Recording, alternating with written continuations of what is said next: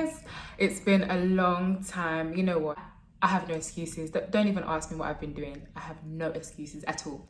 But today I'm going to be talking about dating after motherhood. I'm going to compare it as well to dating before motherhood, because I tell you what, the game has changed. Guys, should I even re-enter the game? Should I even compete in the game? Should I just not stay alone?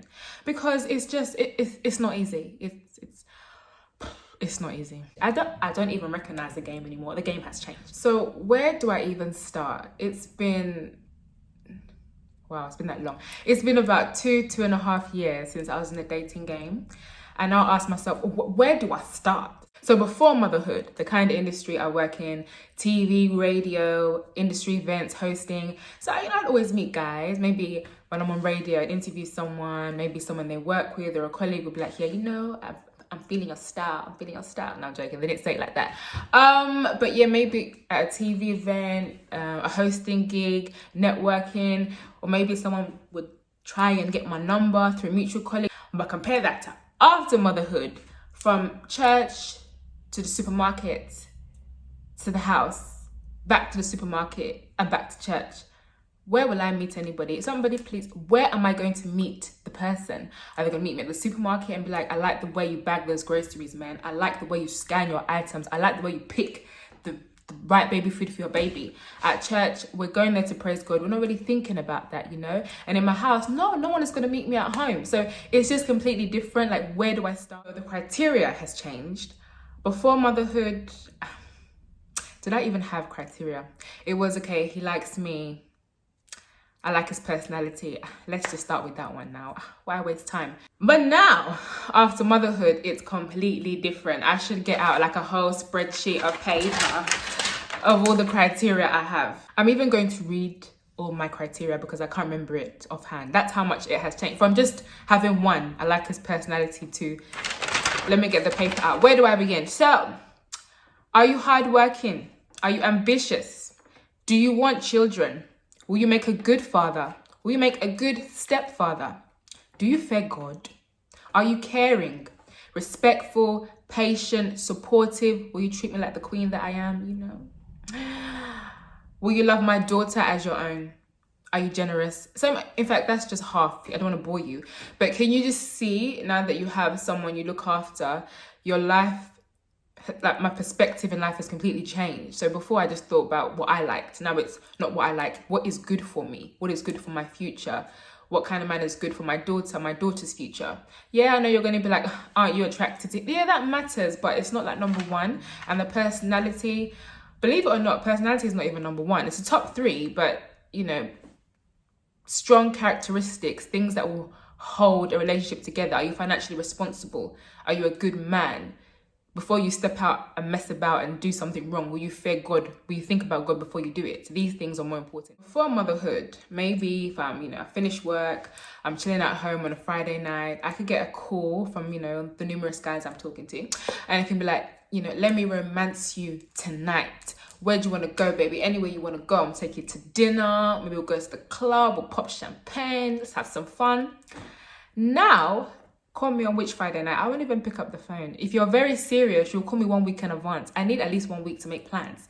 You're going to think about the babysitter. You're going to think about, are you even worth my time? Do you fulfill all the criteria on the list before I even step out and meet you? I'm not always looking decent anymore because I'm just, most of the time I'm at home. So I've got to think about getting my nails done, my hair done. Do I have clothes? So all these things, I need time. So before motherhood, as I said earlier, my criteria was like this compared to the list now. So I'd kind of date a guy and see where it goes. And I'll be finding out about the future and potential of the relationship while I was already in it. But now, see where what goes. I don't want to see where it's going. I want to know where it's going. I want to know now. So before, I had really low self-esteem issues before my daughter. So I was too scared to kind of question or not demand, but at least be vocal about what I wanted from a man. I'll just be like, let's just see where it goes, Now, should I get my piece of paper out? No, I'm joking. Now it's like, I'll ask all these questions up front. I'll let you know, I'm looking for a serious relationship. I'm looking for marriage. you have to love my daughter as your own. You know, all these different things. Before I'd be scared to say it, but oh, let me just see, you know, you don't want to scare the guy off. Now I'm like, if you want to be scared, it's better you be scared now. I don't want to hear that you're scared in 6 months. I want to hear that you're scared now. So I kind of put forward my criteria to guys now. And I think it's actually been very good for me because it helps me to filter out all the time wasters. Or if you're wasting my time, or if you don't have good plans for my daughter and I know you might ask, how can a guy know these things up front? I won't know if I want to marry a man at the beginning, and he won't know if he wants to marry me, but he will at least know if he's looking for something casual or something serious. I believe at our age, you should know that by now. So these are the kind of questions I would ask. I think one of the first points I mentioned was that the game has changed. So another thing I'm thinking about is maybe the different geographical locations, different countries, because when I was working at radio and TV, I was in Nigeria, in Lagos. Now I'm in London. Before I get back. When I was in Lagos and I was dating, you know, I didn't even sniff, smell, hear, talk, know about money when a man is courting me. Restaurant, drinks, transport, clubbing, courting, gifts, everything was handled. I didn't hear about money. Nobody was asking me for money, or I didn't know how much things cost. It's just men always just took care of that. And you're probably thinking, what are the courting gifts? They're quite expensive and I enjoyed them, but I won't be telling you what the courting gifts are. Yeah, ladies, what are courting gifts? I mean, should I mention what the courting gifts are? No, I won't. No, I don't look like I'm showing off. You know, I keep it to myself. No, I'm joking. So now it's a whole different story. After Monifair turned 1, my daughter, I was thinking, okay, maybe some of the guys that wanted to speak to me before, maybe I'd give you a bit of an ear now. Or, you know, I'd start kind of speaking to friends and just being more proactive in the dating circle. So now here in London, I'm hearing stuff like, sometimes I was speaking to a guy and I hear things like 50-50, 50-50, what is 50-50 cent? I don't understand what this 50-50 business is. As I said, in Lagos, it was just, I'm courting you. You don't even need to know the money I'm putting into the courting. I had a conversation with the guy and he was just like, yeah, so are we going to split the bill 50-50? Don't get me wrong, yeah. Obviously, if I'm in a serious relationship with you or probably married to you, I don't expect my husband to to pay for everything all the time. There's some things I will pay for, or maybe sometimes we split the bill. But I believe when you're seriously trying to woo, court, or get to know a woman, your job is to show me through your actions, your thoughts, and your expressions why I should pick you. I have to decide who's best for me, who's best for my daughter, who's best for my future. And at the end of the day, how you woo me or how you talk to me or how you try and get me will be one of the deciding factors on whether I pick you or not. So if I hear stuff like 50-50, 70-30, 80-20, how you split in the bill, I want to do French, I want to do Dutch, or sorry, how is it? You're not for me, I'm not for you, sorry. But I have to be honest, after speaking to, you know, my friends, I mean, they're all married in serious relationships, but they were just like, Maria, the game has changed. Maybe I'm thinking it's a 2020 thing. They're like, it's not like back in the day when a man would just take you out or just get to know you and he's not discussing all like financials with you. Things have changed now.